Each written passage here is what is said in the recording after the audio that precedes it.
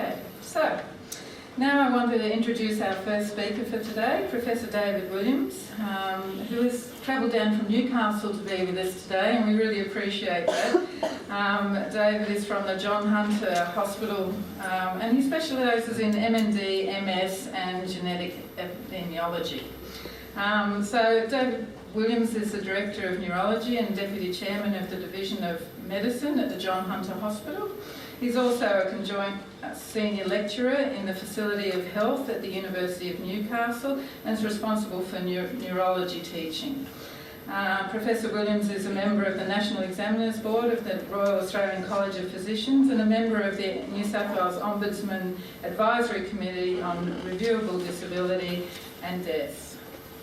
His doctoral research was in genetic epidemiology of motor neurone disease, and his interests include the genetics and the epidemiology of neurodegenerative disorders. And this includes things like Parkinson's, motor neurone disease and MS. So David will be speaking for about 40 minutes, and he'll have 30 minutes for questions at the end of his presentation. So please welcome Professor David Williams.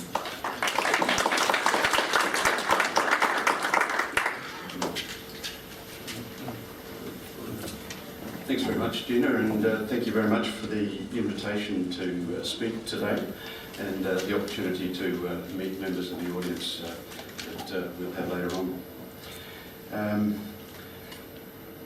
I started off with a heading which illustrates some of the confusion about naming of motor neurone disease. And in the United States, as you know, amyotrophic lateral sclerosis is the preferred term, if you're being precise, and if you're not, it's Lou Gehrig's disease. If it was here in Australia and it had been Don Bradman's disease, it would be just as well known here as it was in the United States, because Lou Gehrig was an extraordinary athlete who suffered from amyotrophic lateral sclerosis many years ago. But the naming problem is actually related to a more significant underlying problem, and that's really where I wanted to kick off this morning. So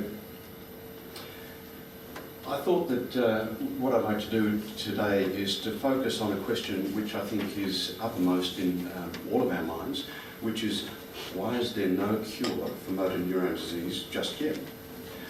And I say just yet because I think that the signs for therapy and the developing therapies in this area are very positive, and I'm certainly optimistic.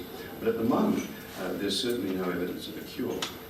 Now, I would break that question down a little bit into these first three questions, which is it one disease or is it several? How do we study nerve cells? And depending on how many there are, the disease processes simple or complex? Because the answer to each of those questions pertains to why we haven't yet got a cure. And then just at the end, because I think it's a question that puzzles people, is whether this is a common disorder or whether it's a rare disorder. And so they're the four questions that I'd like to focus on for the next 40 minutes. So first of all, is it one disease or is it several? Before I get to that, what I'd like to do is to use a little bit of an analogy with the NRMA officer that you call when your car's not working. So here's a helpful NRMA officer, and he's been called to a vehicle that's not working properly, and his problem is in some ways similar to the question of whether there's one disease or more that we call motor neurone disease. So how can that be? Well, first of all, the NRMA officer is going to have to talk to the person that has the problem, and he's going to try and classify the problem first up.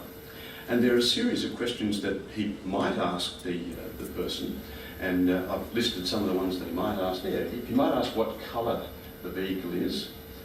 He might ask whether or not there's a rear spoiler. He might ask whether there are mag wheels. He might ask whether there are leather seats. And if the answer to those questions are positive, he might get a picture of this particular vehicle, but he wouldn't be much further ahead knowing why that vehicle is not working. So classifying it according to colour and rear spoiler and mag wheels just doesn't work. That's not a useful way to classify things. So how you classify diseases is a very important decision in determining how you understand what the disease, how the disease progresses. So a more useful classification for the NRMA guy would be whether this is a passenger vehicle, whether it has a petrol or a diesel engine, whether it's got drum or disc brakes, whether it's a rear wheel or a front wheel drive, whether it's got an onboard computer or not, whether the problem's related to the transmission or the electrical system. And if you can classify it more effectively along those lines, then you'll have a much clearer idea of how to fix the problem. So classification is actually very important. And when we get to classification in motor neurone disease, we've already got this hodgepodge of names, and I'm sure that you've heard many of these names and wondered why medical people seem to be so confused about this straightforward process. So, first of all, we've got those types of motor neurone disease, and the motor neurone disease is like the term vehicle. It's an overall term that involves a whole lot of particular features, and we can separate them in the ways that we've listed just there. What turns out to be a reasonably important separation is whether it's an adult onset or an onset in the younger age group. That does seem to be important. So we usually carve out this group, the spinal muscular atrophies, on the basis that they occur at a younger age, they tend to be symmetrical, and they progress rather more slowly than motor neurone disease does. And it seems to separate it from this group, which has been subclassified as progressive muscular atrophy, amyotrophic lateral sclerosis, primary lateral sclerosis, progressive bulbar palsy, and progressive pseudobulbar palsy. Now, I'm not going to go through all of those terms, but those terms were efforts that were made by neurologists in the late 19th and the early 20th century to divide up the patients that they saw into groups that they thought were similar to one another, because they figured if we can look at the ones that are similar to one another, then we might have a common cause that we can identify. But in fact, what happened was nothing of the sort. We didn't find any useful correlations between these classifications and the underlying cause of motor neurone disease. So we're left with a rather hodgepodge of terms, and the preferable ones these days are motor neurone disease because it really doesn't presuppose anything, and the Americans have settled on the amyotrophic lateral sclerosis because they obviously like a challenge in pronunciation. So one of the first bits of evidence that suggested that motor neurone disease was in fact a collection of different disorders that looked the same when neurologists examined the patient was this paper that came out in 1991. And this showed that there was a gene that caused a particular type of familial amyotrophic lateral sclerosis, that's motor neurone disease that's inherited in families, and it identified which chromosome it was on, and some other important information about the gene that caused the problem. Now, there is an interesting local link here, and that's with this family, and Dr. Ian Blair works with families like this, and almost certainly with descendants of this particular family, because this family provided a great deal of the information that went into that paper that identified the first gene causing familial motor neurone disease. This man was Thomas Hunt, and Thomas Hunt emigrated to Newcastle upon Hunter from Newcastle upon Tyne in the United Kingdom, and he died in 1905. Now, up in Newcastle upon Hunter, he had a very astute general practitioner who put on his death certificate that he died of progressive muscular atrophy, which, given that it had only been described 40 years ago by a French neurologist was pretty good going for those days, I think. But he was exactly right, and a number of Thomas Hunt's children developed the disease, and grandchildren, and so on and so forth.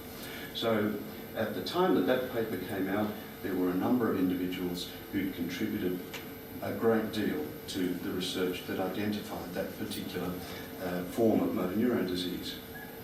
Now, as time went by, more and more people were examined to see whether they carried this particular gene, and it turned out only a small percentage of people did. So this is the term for familial ALS, and this for sporadic ALS.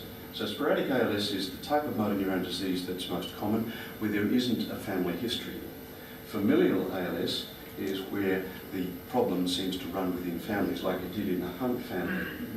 And in England, about 20% of the familial ALS turned out to be caused by this particular gene, the SOD1 gene. Similar in the United States, a bit more in Scotland and a bit less in Germany.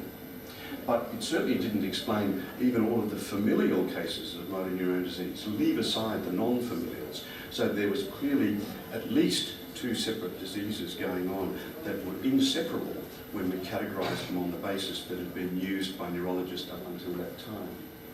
Even among those who were apparently sporadic, didn't have a family history, some of those carried the abnormal gene as well, and that's almost certainly the cause of their particular problem. So what we've come to conclude, and this was only the beginning of a process of identification of genes that are potentially responsible for motor neurone disease, is the recognition that there are multiple different diseases that all appear to be similar when the neurologist examines the patient. And Dr. Blair is going to talk a little bit more about that later on today. So the first level of complexity, and one of the reasons that we don't yet have a cure for motor neurone disease, is because it's actually a number of different conditions. And how they're related to one another is one of the ongoing research areas.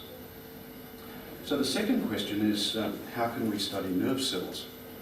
Now, I became a neurologist because I was fascinated by the challenge of understanding the nervous system.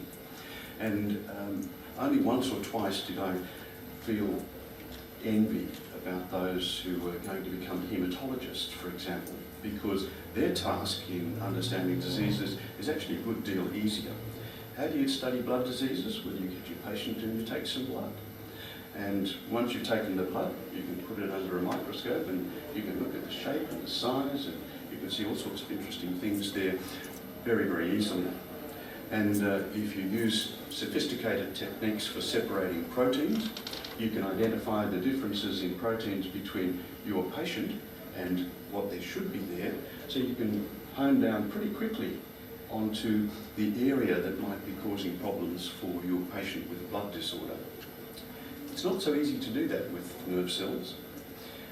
This is a patient that has a form of motor neurone disease, and one of the things that you'll probably recognise is the wasting of the muscles in her hands here, and that's one of the lower motor neuron features.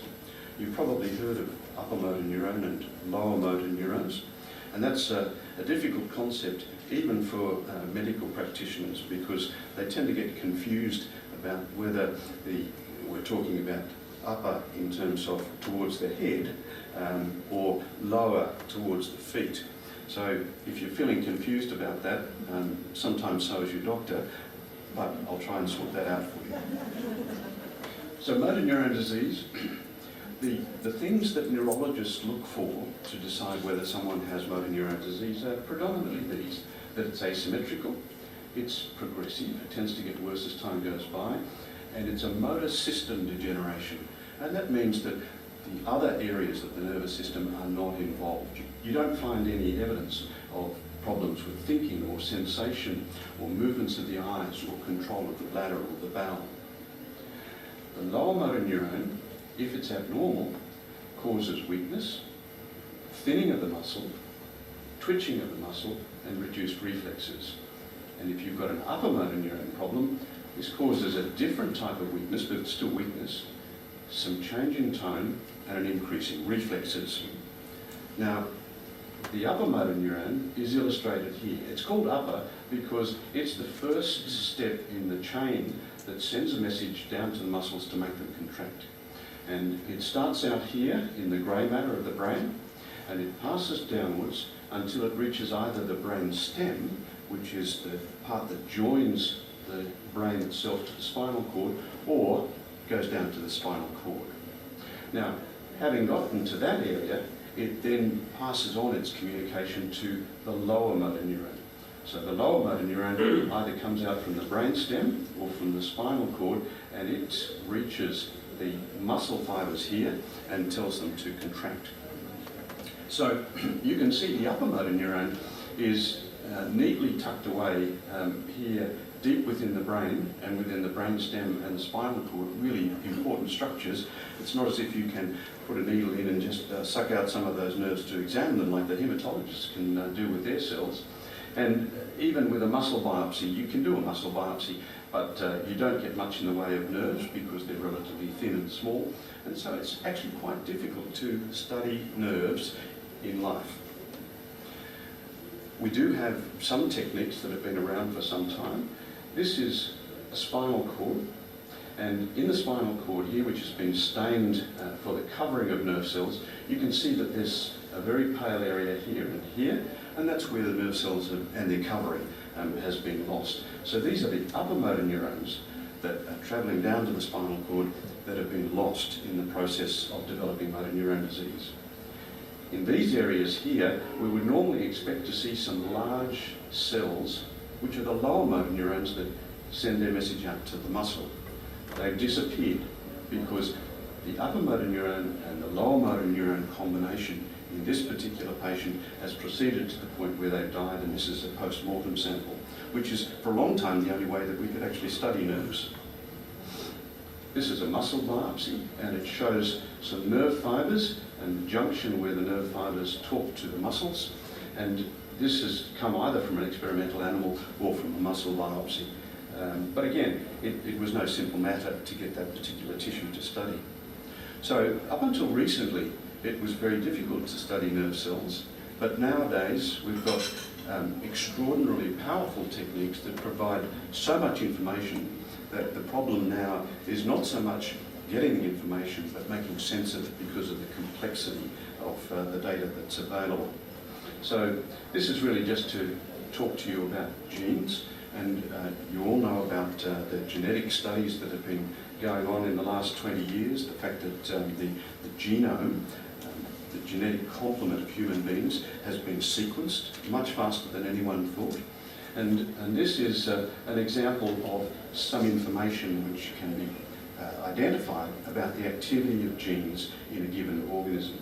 So we can begin to look at the genes that form nerve cells and tell them how to go about their function, and begin to answer some of the questions that are really important in motor neuron disease using this sort of technique. And Dr. Blair's laboratory and his expertise is much greater than mine in that area.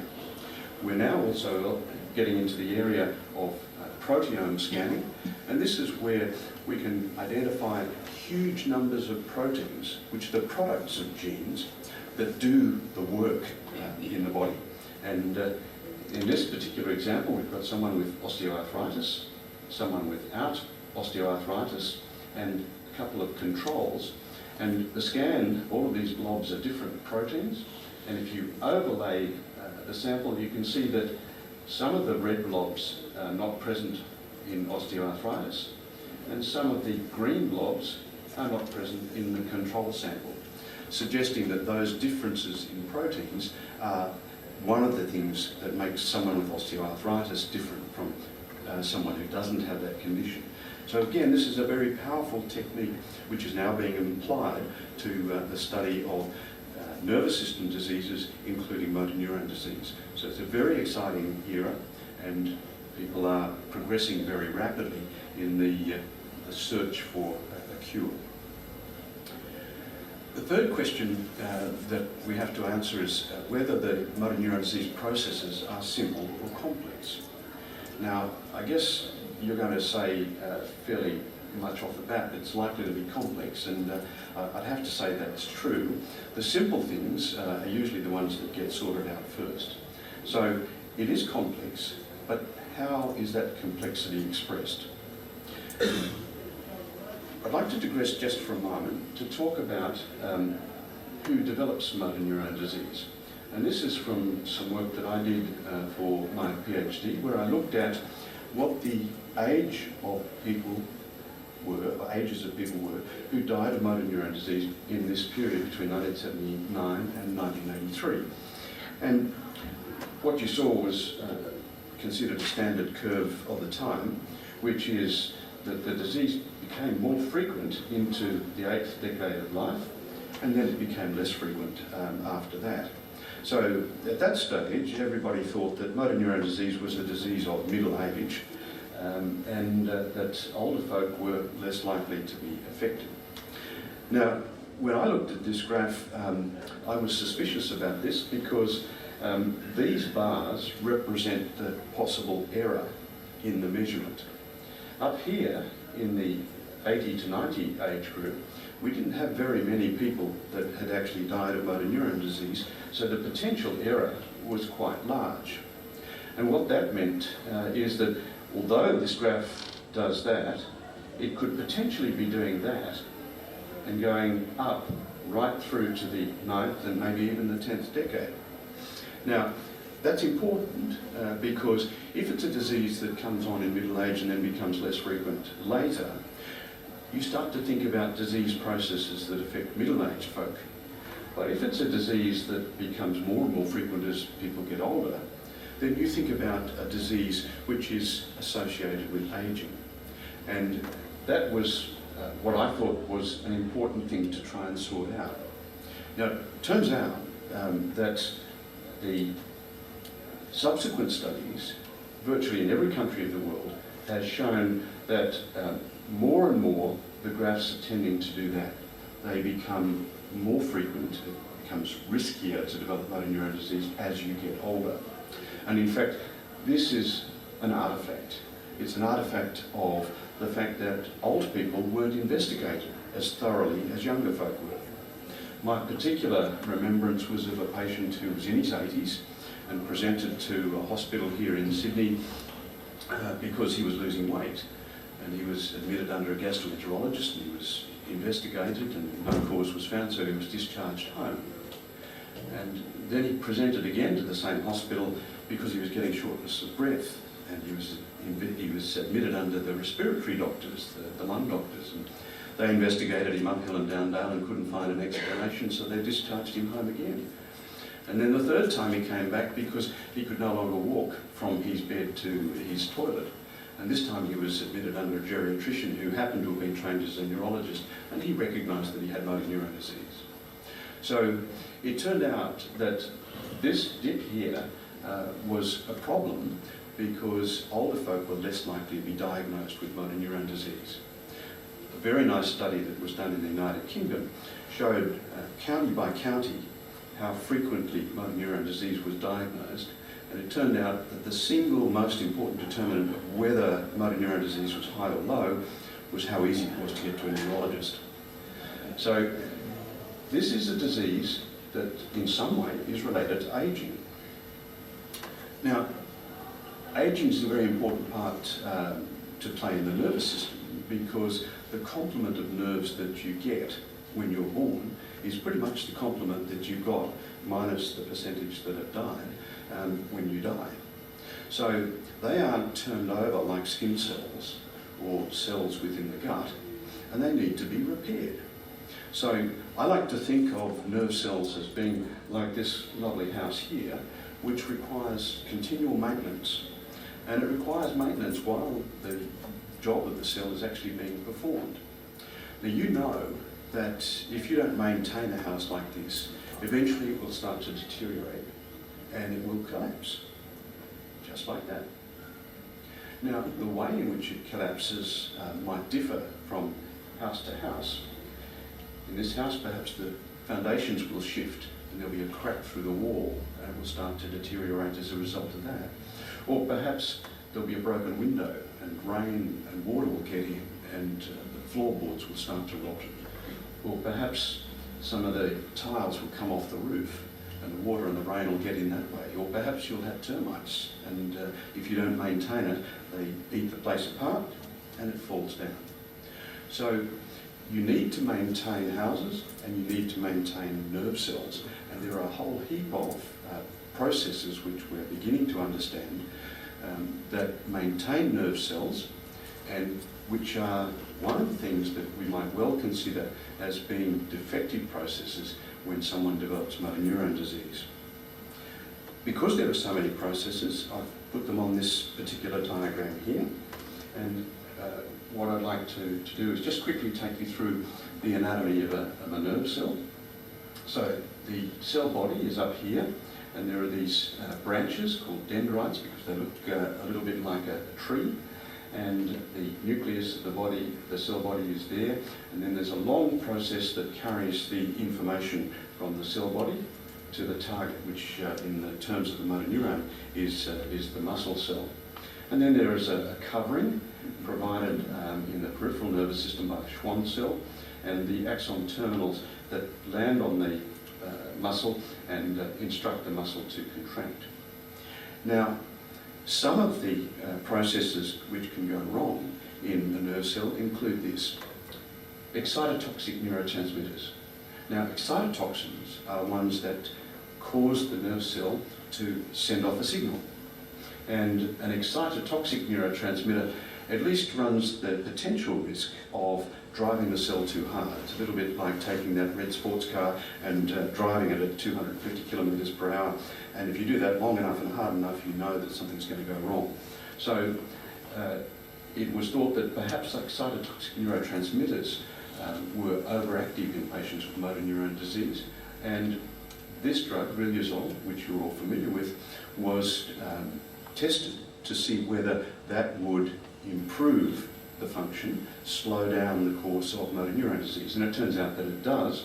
Whether it does by blocking the excitotoxic neurotransmitters or by another mechanism is not really clear, but certainly that was the first first effective treatment for motor neuron disease.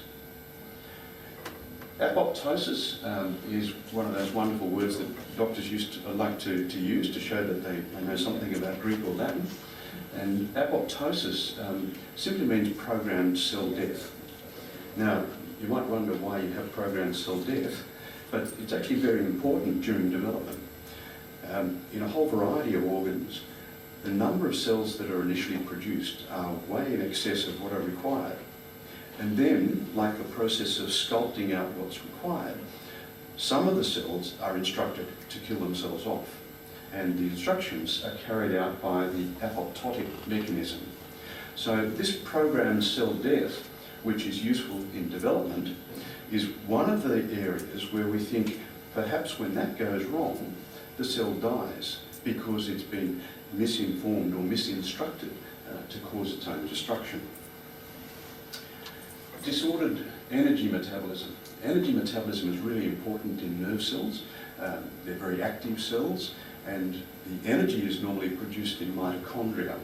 Mitochondria are complex organisms, probably used to be little bacteria that lived by themselves and decided that it would be far better off joining forces with a large cell and being looked after in exchange for providing energy.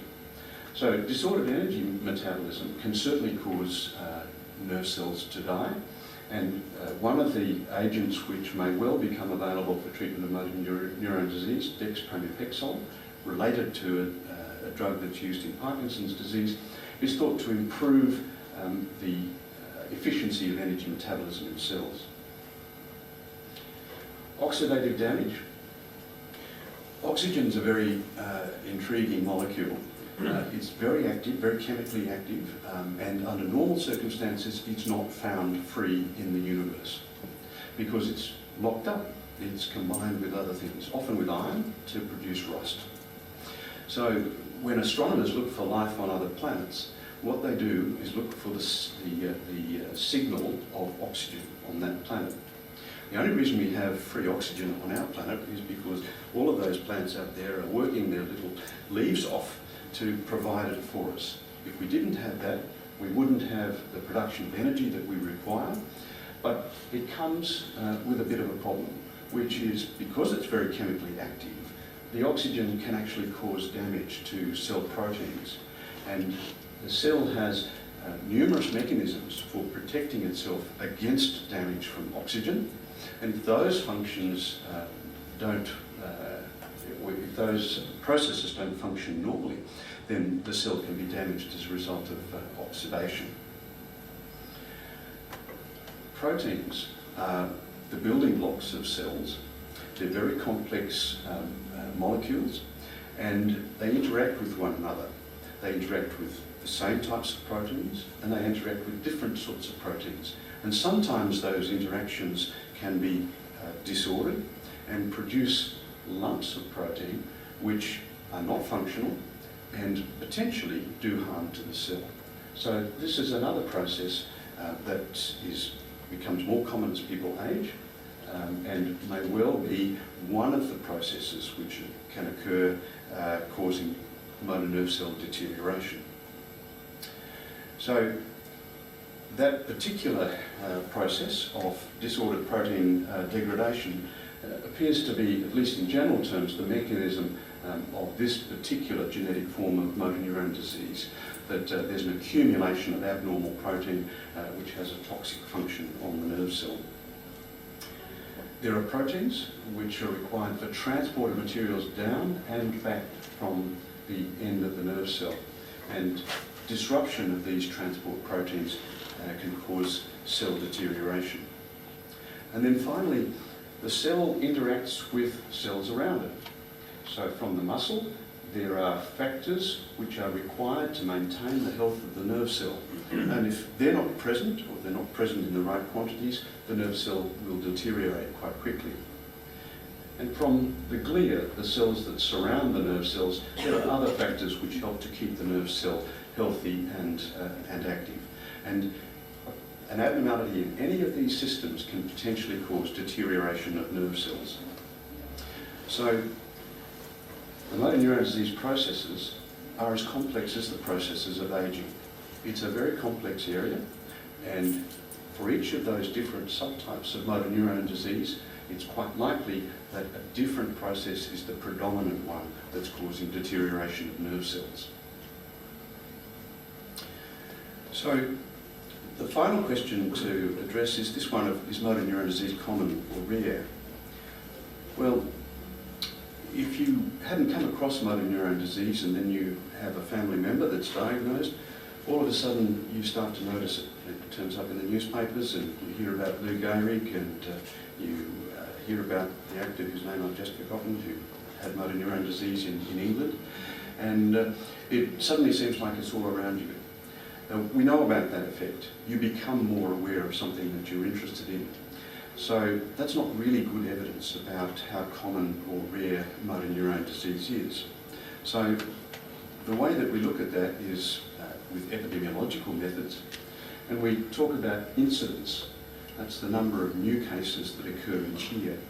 And the incidence of motor neurone disease, to a first approximation, is about 2 per million per year.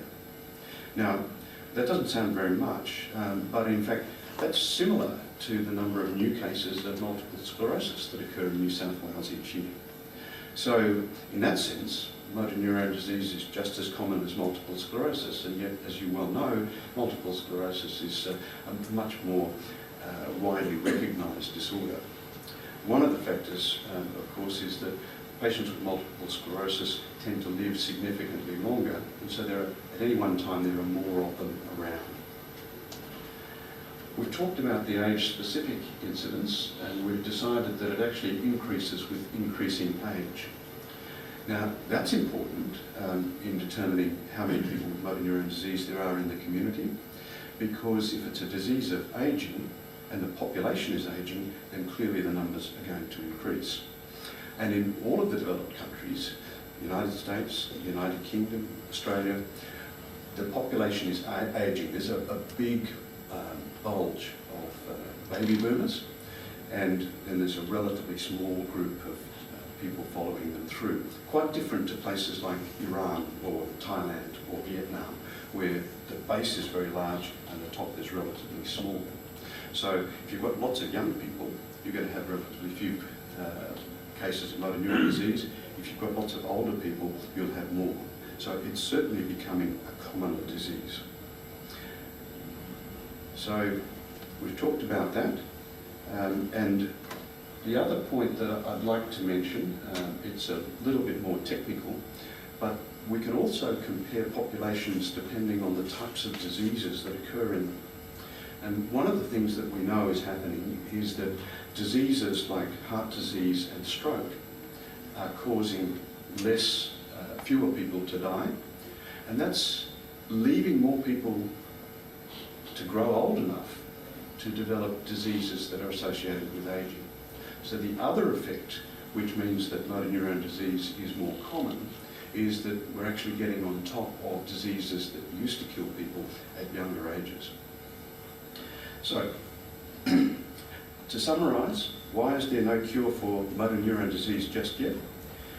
Some of the answers are that, firstly, it's not just one disease, it's multiple disorders that look similar to the neurologist.